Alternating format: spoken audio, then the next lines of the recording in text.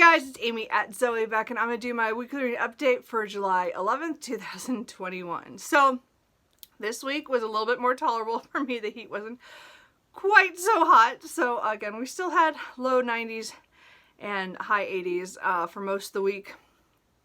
So, I'm still kind of hanging out in my house. I did buy a portable AC machine, so I have my bedroom can be cooled down. If it ever gets anywhere near as hot as it did the week before last, which I hope it never gets that hot ever again. But, you know, now if it gets in the high 90s, I at least can have somewhere to retreat. Because I was so hot. I was so dying. Anyway, so weather-wise, that's better. Still really sunny. I still need to keep out of the sun, so that's not going to change. Work was crazy, especially on Tuesday. I got back and like nothing. The weekend, you know, it was a holiday weekend, we were all off, but like people left me messages at like 5 and 6 o'clock at night on a Friday night, the Friday before a holiday weekend, because we had the 4th of July here in the US, and I get to Tuesday, and I'm like, you guys have wrecked everything I had planned. Anyway, and as a planner scheduler, it was kind of a hard day, and also several of the managers were off on vacation, which again, they're able to take vacation. It's just like it all hit at once. It was just, yeah, Tuesday was not my favorite day, I must say, but other than that, it was fine. I made it through the days. It was a long day that day. Anyway, so not much else is happening beyond that. So let's talk about the books that I finished, the books I'm in the middle of, and what I'm going to read in the next week. So most of my reading is definitely centered around Jane Austen July. That is put on every July. Like this is, I think, year 4 by Katie at Books and Things, Marissa at Blatantly Bookish, and this year as well, Claudia at Spinster's Library. So I've enjoyed this every year. It's like one of my favorite read-alongs or readathons, you know, where you get to read stuff that centers around Jane Austen. Again, she is one of my favorite authors, and you know, I have Pride and Prejudice is my favorite book of all time. So I have a lot of retellings. So you're going to see quite a few in here that I'm finally getting to, or I'm rereading. So, last week I had started Charlotte by Helen Moshfegh. So this is a retelling of Charlotte Lucas, who is from Pride and Prejudice. And most of this centers after Pride and Prejudice. There are some really good flashback scenes. Those were my favorite parts of this book. But it follows her life and the decisions she made.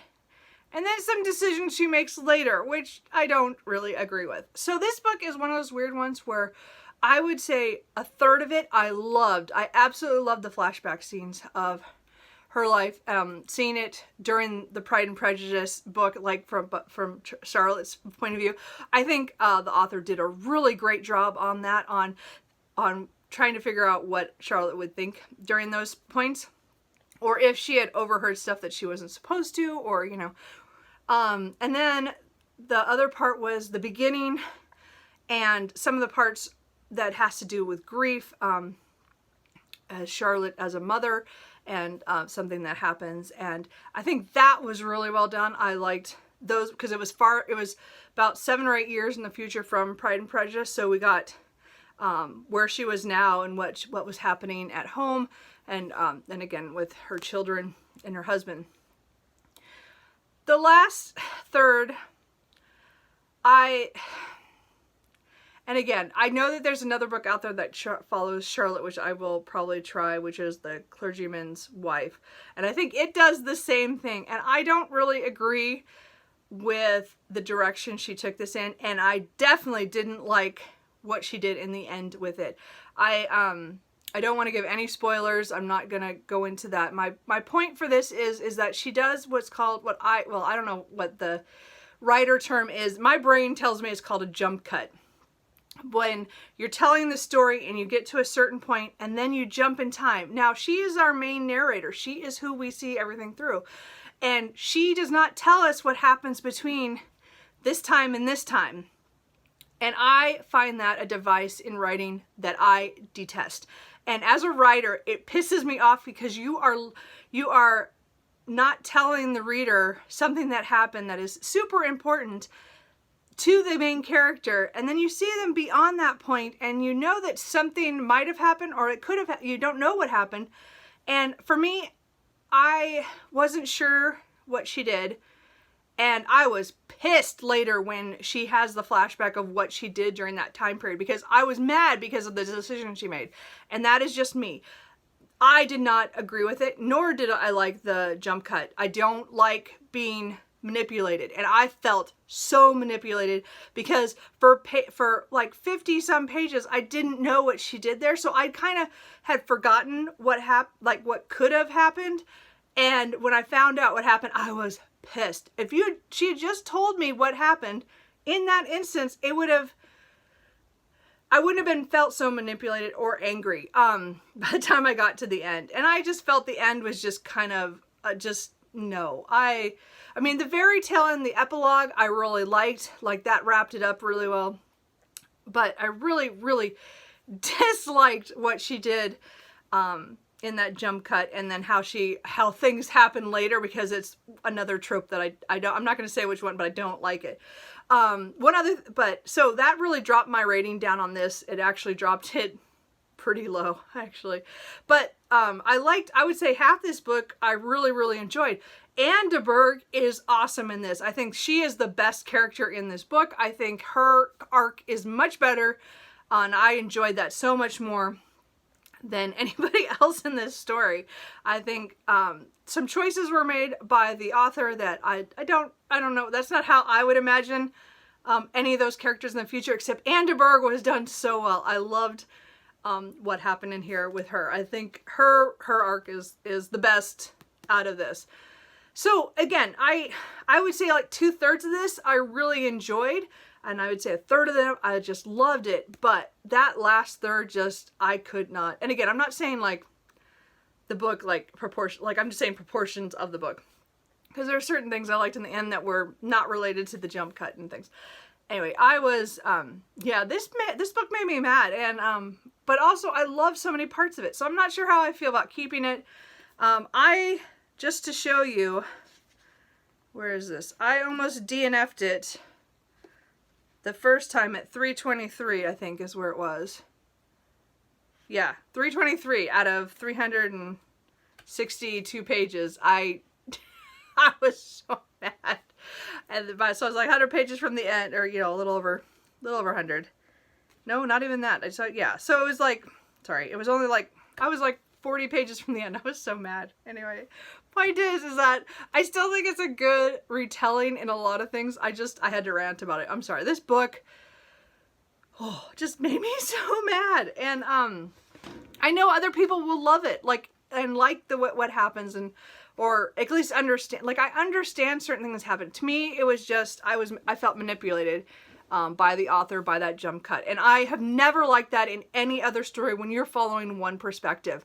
That has always been a pet peeve of mine. It just never works for, and again, I guess because I don't write that way. I don't hide things when you're telling, especially when you're telling, from that person's point of view.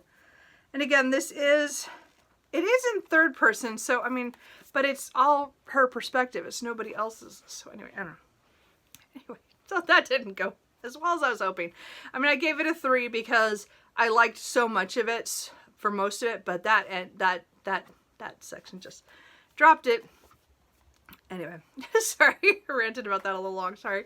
Let's go a little faster. The Castles of Athen and Dubain by Anne Radcliffe. This was her first published novel in 1789. I read this for the contemporary prompt for Jane Austen July.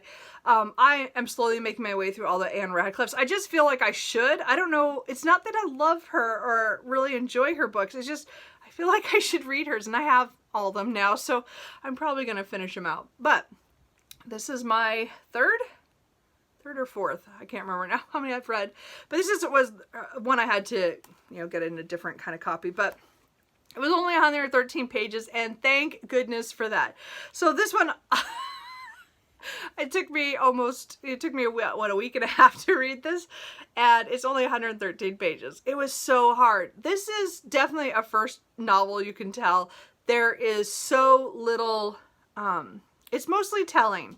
This is not a story that shows what happens. It really is a telling story in a lot of ways. There are certain scenes that she does really well, and you could see that later in her next books. Her mystery kind of gothic elements definitely are in this. We follow two castles or two groups of clans in the Highlands of Scotland, and they are rivals because one of them killed the clan leader of the other, and years have passed since that happened, and now the children have grown up of the one who was killed, and so now the son wants revenge, and it kind of just spirals from there. There are a lot of twists and turns in here. I think you can totally see her gothic and her mysteries, you know, you can see the beginnings of it in this. I think there's still a lot in here that's interesting. I just did not enjoy reading this. It was really dry, and she has so little dialogue. I mean, there are dialogue points. Like certain scenes have dialogue, but not a whole lot. Yes, Cooper. Oh, sorry. But it was you could tell it was old, like from a different time period. You could tell that it was one of her first novels because of how it was written. I mean, it just wasn't very good. So, but I read it, and so now I think I've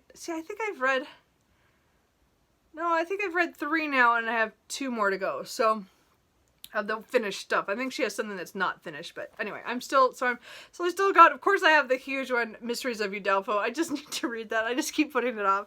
But I also have Romance of the Forest, which I'll probably need to read next. But anyway, I am done with Radcliffe for this year. As I said, I've been reading 1 a year the last couple years to try to get through these. So anyway, that one is done. I would not recommend unless you want to see a first novel by her, but it was just okay. Like, not very good. And I finished that on Friday. I also finished Jane Austen cover to cover. Where's the thing? 200 Years of Classic Covers by Margaret C. Sullivan. So I got this from the library on Thursday. I remember, I think last year I saw somebody had this, and I'd forgotten about it, but when I was looking, I don't know, somebody else just recently picked it, or I just saw it somewhere, and I'm like, oh, I remember I wanted to look at that, and so I got it from the library, and it just has all the pictures of all the different editions. It has like the very first ones, in the beginning, and then it has the ones through the years up till, I think this was 2014 that this came out. So it's only up to that point, but it has a lot of the editions that a lot of people now are still buying, that are really pretty. So I marked a few of them just for the heck of it, just to show that some of the books that I own are in this book. So so there's My Pride and Prejudice that I've had since college, which I'll show you in a minute. This is the Northanger Abbey one, but I have the Persuasion one from this edition. And let's see here, hold on.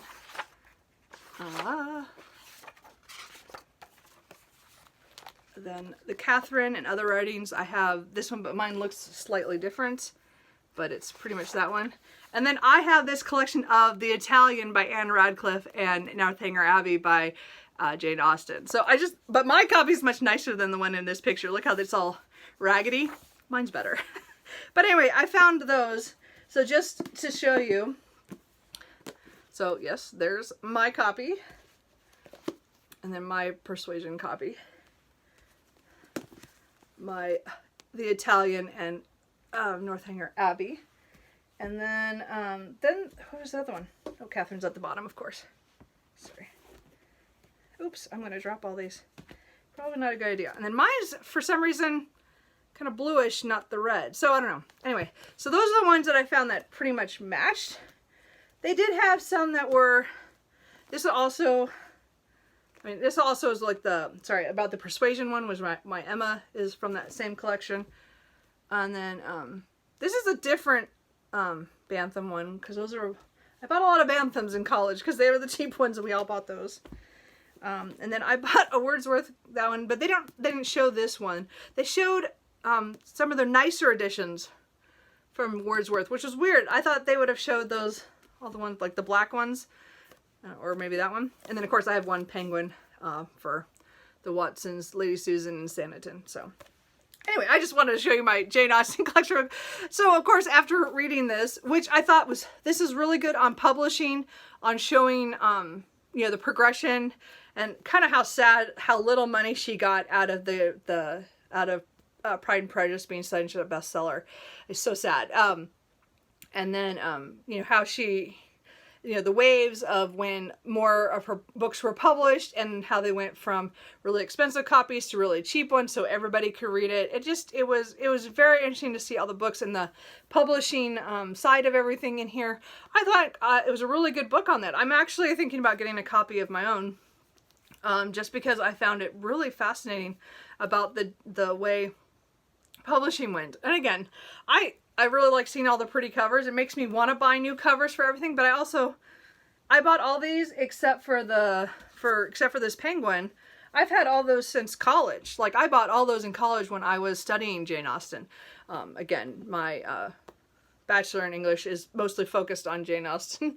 By the time I got to my paper, anyway, I won't talk about that. But the point is that I really liked this and the information I got out of it from the publishing side.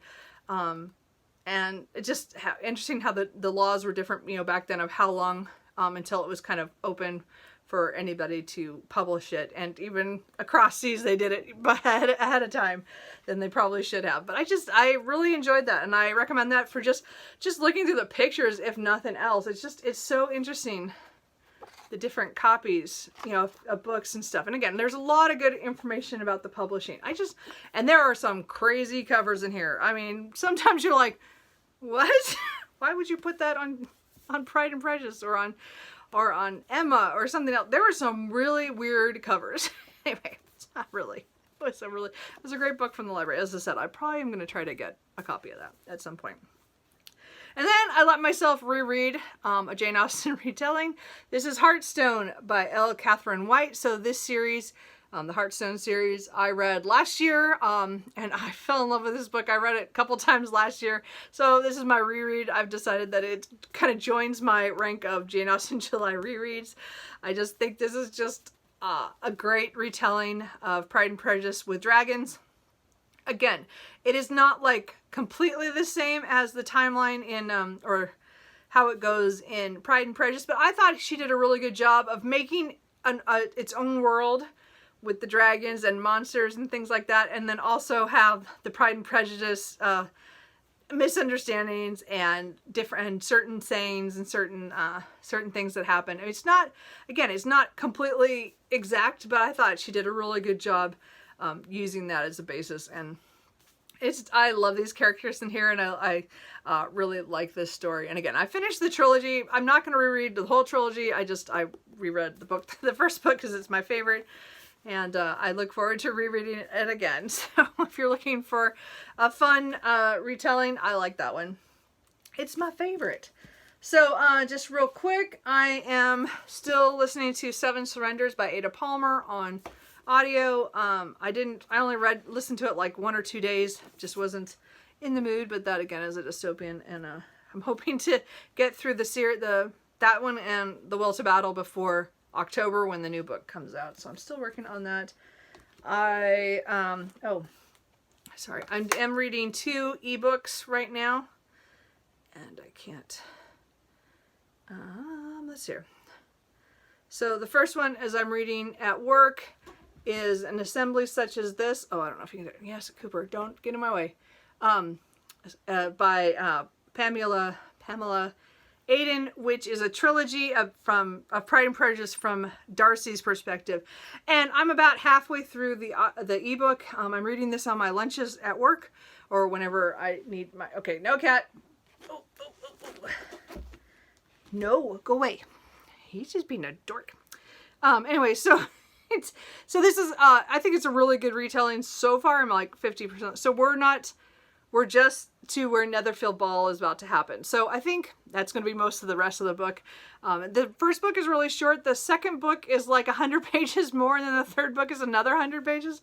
We'll see how this goes. I'm not sure if I'm going to read the whole trilogy this month. I am going to read the ebook that I had already purchased. I have the other 2 books from the library, so I can if I want.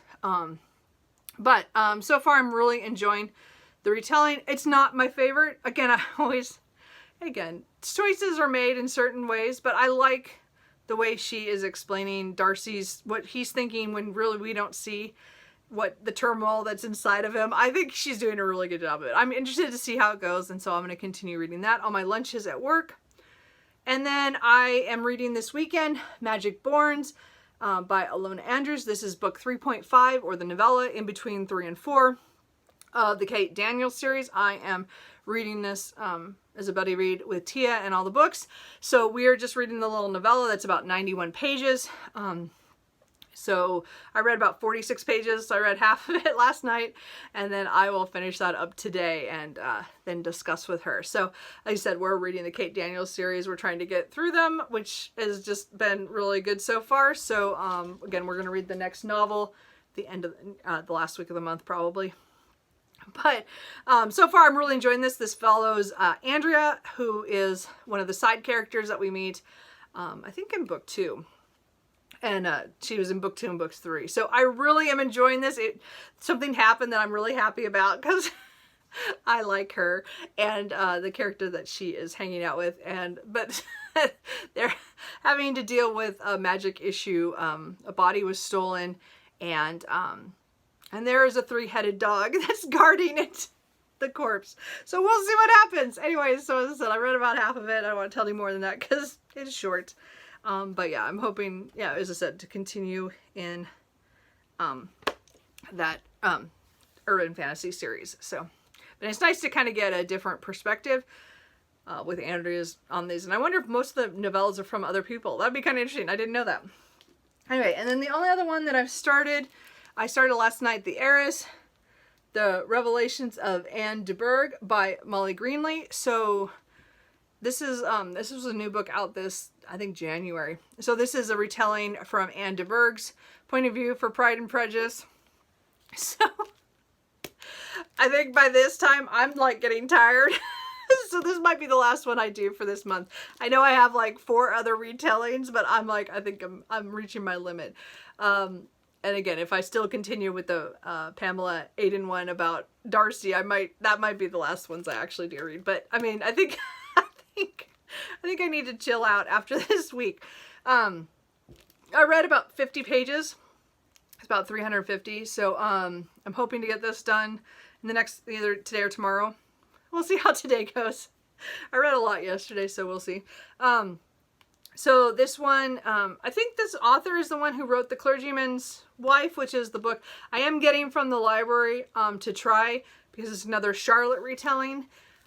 I don't know if I'll read that right now, but I want to give it, I might just buy my own copy and save it for next year to try it out. I don't know if I can read another Charlotte book this year after what happened with the last one, but I do want to try it.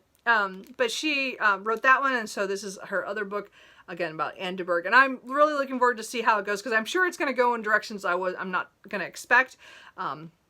But she is a character in that I always wondered what happened with her, and I think it'd be interesting, especially after reading the book Charlotte, which, again, the part I loved about it was what happened with Anne de Bourgh. So I really want to see what happens in this. So we're getting from her childhood, from her birth on, pretty much. And oh, it's one of those retellings where it just hurts, because you see things in her childhood, you're like, ow, oh no. So again, I'm liking it so far. We'll see how it goes, what directions it goes in, because clearly I'm having trouble. But anyway, I wanted to try this. Again, I got it from the library because, again, the paperback doesn't come out till like next year. So I thought, well, I'll try it and see if I like it. So we'll find out. I don't know. We'll see. So that one I'm started. So again, I read like 50 pages last night. So then what books I think I'm going to read this week. I want to continue reading listening to Seven Surrenders. I need to get through that. I think I'm about halfway through am I halfway through the audiobook? Yeah, I'm just about halfway through this. So I do want to try to finish this week. We'll see, because I do want to listen to some Jane Austen novels too. So I don't know. We'll see, because I'd really like to reread Pride and Prejudice or Persuasion. I was going to do Mansfield Park, and I don't think I can. Like, every time I start to think about it, I just put it down. So I just don't think this year Mansfield Park is going to happen. I think I'll have to wait maybe another year, or maybe not in Jane Austen July and try to pick up Mansfield Park. It's not one of my favorites, but it's also one I've only read once all the way through. So I do want to give it try it again, because I want to see if my opinion has changed on it. I have seen a lot of people talk about Mansfield Park, so I am curious to see what my opinion is now, because it's been 20 years over since I read Mansfield Park and or watched a movie or anything, because I really don't. I only watched that movie like once or twice. So I don't know. So but right now I'm winding down on my Jane Austen July already. Sorry guys. My brain is like going, okay, this is the last, I think this is going to be my last full week of it. And then I think after that, I'm going to start reading other stuff. So I wanted to get a couple more things in. I just don't think Mansfield Park is going to be one of them. So sorry about that. So I am going to start my nonfiction. I think of the prompts. Again, the only one I haven't done yet is one of Jane Austen's main 6 novels. So the 2 prompts I have left are the 2 books here I want to read, which is one of the nonfictions, which is Jane Austen, A Life by Claire Tomlin. So again, I heard really great things about this from, oh my gosh, Books I'm Not Reading. Kelly, Books I'm Not Reading, and last year. And so it's been on my list. I bought it then for the Jane Austen July. So I did start reading a little bit of it last night. Just a teeny bit, or just looked at it and I'm like, okay, I'm going to start reading this. So this is going to be my next book, probably after The Heiress. And then the last thing I would like to read for Jane Austen July is to get some of the, other than a main novel, which I hopefully will get to one of them. But I want to read more of her letters. So I read the selected letters from the World, what is that? World Classics, Oxford Classics. I read that selection, and then I bought the book with all of her letters, but I'm not ready to do the whole collection. But I wanted to do this one. I bought this beautiful book with some of my birthday money, I think it was. And it's the illustrated letters of Jane Austen, selected and introduced by Penelope Hughes Hallett. So it has some of her letters, and then it has like some little things on the side and little descriptions and a lot of pictures, and it looks beautiful. And I really have been wanting to read this since I got it. So I do want to get to this. So my last 2 Jane Austens beyond a Jane Austen novel are hopefully going to be these 2. And I hope to get these done this week with The Heiress, and then be able to, as I said, I think I'll be done with Jane Austen July because my brain is melting. I still think I'm going to listen to Pride and Prejudice or Persuasion before the end of the month if I can get through the 7 Surrenders. But we'll see, because I have both those on audio. But I'm also got the annotated Jane Austen, or the annotated Pride and Prejudice coming from the library. So I might get that too, because I really want to buy a copy, but I didn't want to buy it right out. I wanted to see it first before I did that. So anyway, I got it from the library. And then the only other thing I might slip in is I have 2 of the Kami Can't Communicate volumes. So this is by Tomohito Oda, and I think they're both translated by John Weary. So as I said, I'm continuing with this manga series, and so I got 5 and 6 from the library, and then once I get through these, I'll ask for the next ones. So I'm really enjoying that. So that's really my only non-Jane Austen July read in this week, other than 7 Surrenders. So I think that's it. That's everything. I've talked way too long. I'm sorry I ranted about Charlotte, but I was really upset about that book. I'm still upset about that book. Anyway, so let's go through really quick what I can mark off for my prompt board. So I did read a classic. That was that Anne Radcliffe. I read a nonfiction for the cover to cover. I'm going to count that as that. What else did I read this week? I reread. Didn't I have a reread? Yeah, reread. Down at the bottom. And then Charlotte, I'm going to put as a historical fiction, because that's pretty much what it was. So I haven't finished anything else. No. So anyway, so I got a couple more. Just, it looks kind of, yeah. I've only finished a few things so far. It's early, still yet in the month. But that's kind of where I'm at. So just a few little, still not doing very good down here.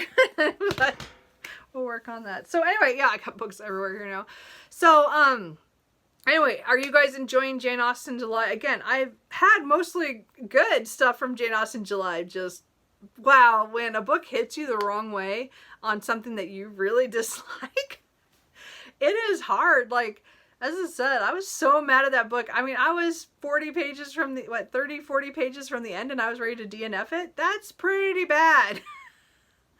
But again, it was a choice. I just did not agree with it. I liked a lot else of that book, but anyway. So anyway, that's it. I've been getting a lot of library books this last week for Jane Austen in July, but I think I've just reached my limit. I think I better just kind of do a few more this next week, and then pretty much I should read some other stuff.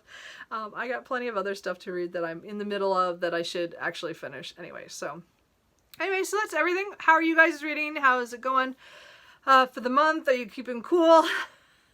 Or warm, depending on where you are.